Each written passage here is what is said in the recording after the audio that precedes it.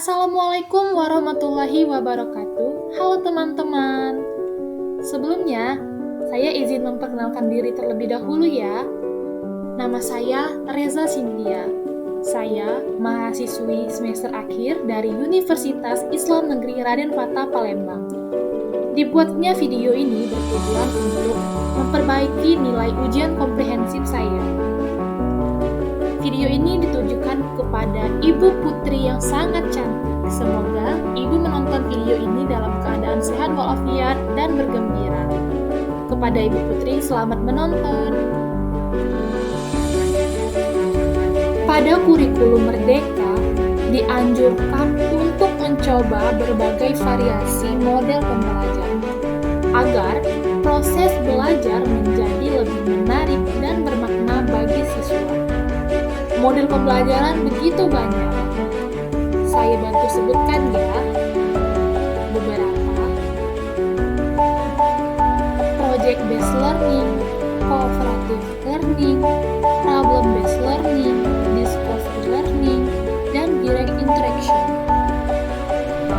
Dan hari ini kita akan membahas mengenai model pembelajaran problem based learning atau yang disingkat PBL. Sebelum kita memulai pembelajaran ini lebih lanjut, kita harus mengetahui dulu apa sih PBL itu atau apa sih problem based learning itu.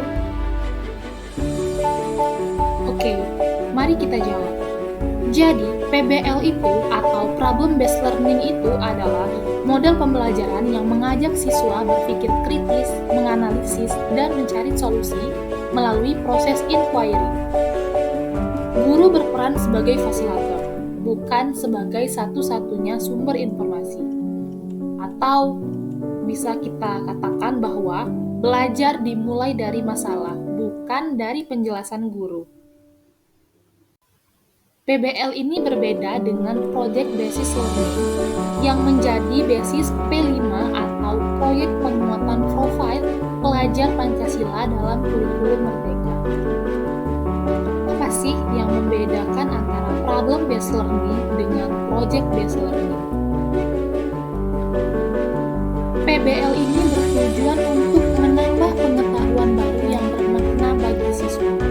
Permasalahan yang diangkat dalam PBL umumnya tidak memiliki solusi tunggal dan pasti.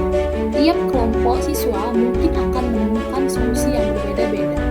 Seperti yang digambar, masalahnya yaitu sampah yang terlalu banyak atau sampah yang menumpuk. Kelompok A dan kelompok B pasti menemukan jawaban dan solusi yang berbeda atau solusi tunggal.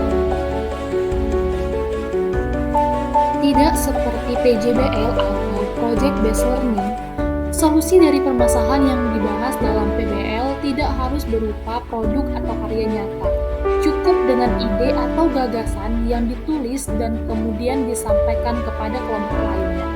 Contoh gambarnya untuk PJBL, kelompok anak membuat karya seni dan yang satunya lagi PBL itu menjelaskan gagasan atau ide yang ditulis dan kemudian disampaikan kepada kelompok lainnya.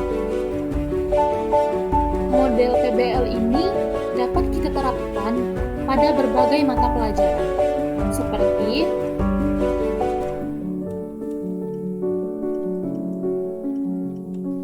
untuk guru seni tari dapat meminta siswa untuk menggali informasi dan permasalahan tentang kurangnya pengetahuan siswa terhadap tarian tradisional dan dapat menemukan cara untuk memperkenalkannya.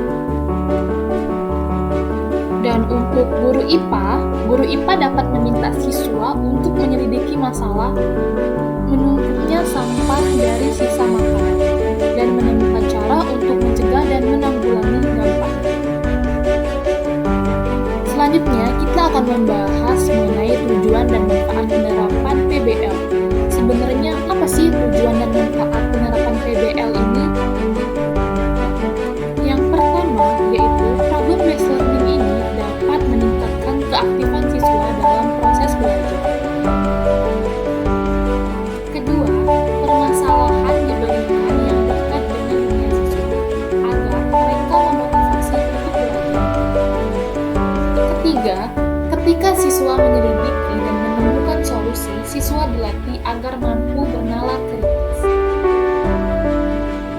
Dan yang keempat, model pembelajaran ini juga melatih kemampuan kerjasama dan komunikasi siswa jika berdiskusi dan mempresentasikan hasil diskusi. Oke, selanjutnya yaitu langkah-langkah PBL. Yang pertama yaitu orientasi pada masalah. Yang dimaksud di sini ialah misalnya guru memberikan atau menyajikan masalah yang nyata, yang menantang. Contohnya seperti bagaimana cara mengurangi sampah plastik di lingkungan sekolah. Lalu untuk yang kedua yaitu mengorganisasi siswa dalam belajar.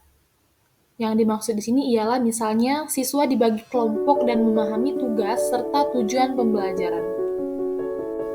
Selanjutnya yaitu membimbing penyelidikan individu atau kelompok. Nah, siswa mencari informasi, membaca data, melakukan observasi, mewawancarai narasumber, dan sebagainya. Selanjutnya yaitu mengembangkan dan menyajikan hasil kerja. Di sini siswa dibagi kelompok dan memahami tugas serta tujuan pembelajaran.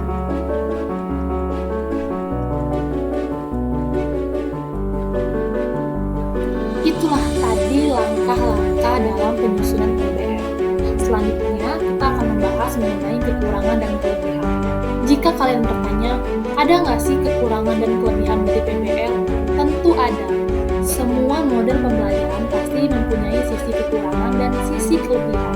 Di sini kita akan membahas mengenai kekurangan dan kelebihan dari PBL. Pertama, kita akan membahas kekurangan terlebih dahulu ya. Untuk kekurangan yang pertama, membutuhkan waktu yang lama. Untuk yang kedua, yaitu tidak semua siswa terbiasa belajar mandiri.